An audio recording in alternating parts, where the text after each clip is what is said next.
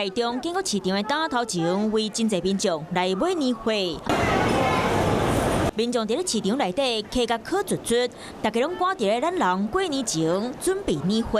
每个礼拜都跟妈妈来买菜，然后就买那个过年要买吃的东西，就是比平常在多很多人。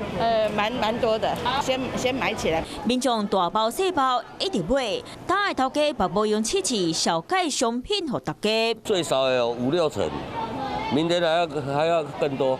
哦，增加3成4成有。每100公斤由7000多至8000涨到9000多至1万。然后呢，五花肉的部分呢，从每台斤120涨到140或者150。买的人多，为年会少，价小对得起。亲像3层市场费一台斤120起到150，不过嘛是啥真侪民众心甘情愿啉钱来买。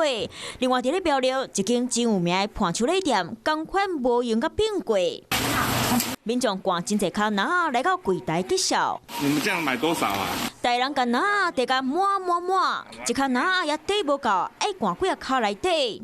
这个金空很喜欢吃的啊。上礼拜买的不够吃，然后这礼拜又来。对。民众要甲真欢喜，除了会当家己食，可会当年节摕来送礼。因为疫情关系啊，今年买气有比往年少一点。盘手礼店讲，因为疫情关系，市草有比过去较歹。无论是市场、盘手礼店，大家拢欢喜准备年货，互民众会当欢喜过年。